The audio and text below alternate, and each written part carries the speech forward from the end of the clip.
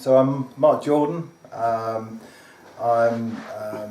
acting head of finance services at Victim Support, which is a national charity for people that have been victims of crime.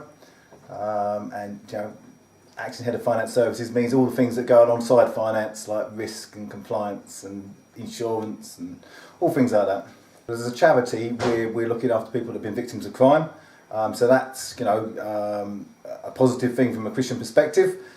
I'm obviously not meeting with clients myself, but I'm very much supporting the operation people do, so it's quite rewarding in that respect, although it's pretty stressful as well at the same time.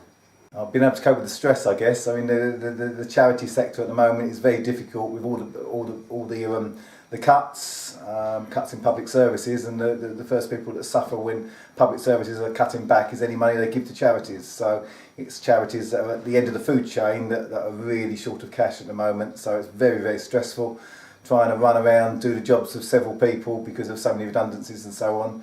And I often get to Thursday nights pretty stressed at home group, and it's good to be able to just share some of the concerns and have people pray for you. It's really positive.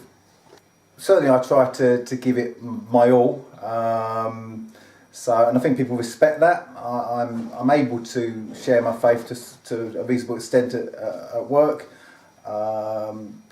Opportunities do come up, but I think it's my ethics and just really not being prepared to lie and things like that probably come out most clearly to the people I'm around. I'm known for being straight down the line. What I say I'm going to do, I'm going to do. So I'm very straight with people, and they respect that. So that's a good Christian witness, I feel. Yeah, couple of recent ones. Talking in the office about going along to church to get so many years at church.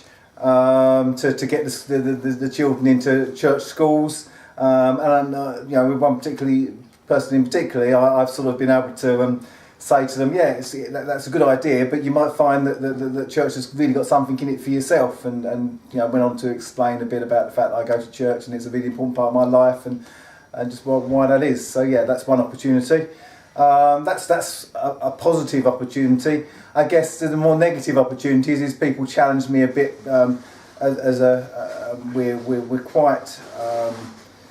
We're in the top 10 of charities that are friendly towards gay people, and therefore there's a lot of gay people working in the organisation, and they know I'm a Christian, and they try and put me on the line and say, why are you so homophobic? And obviously I try to explain that I'm not homophobic, and actually I've got tremendous respect.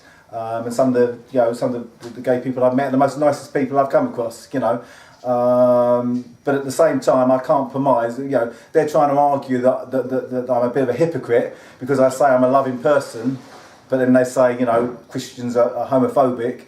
I say, well, actually I'd be hypocritical if the Bible said one thing and as a Christian I did another thing. What the Bible says is what I go for, and I even go as far as to say whether it's right or wrong as a Christian to say this, but if I was writing the Bible, I wouldn't want to put that in some of the things that are in there. But I'm not God, and I can't. What's in there is in there, and I can't compromise that.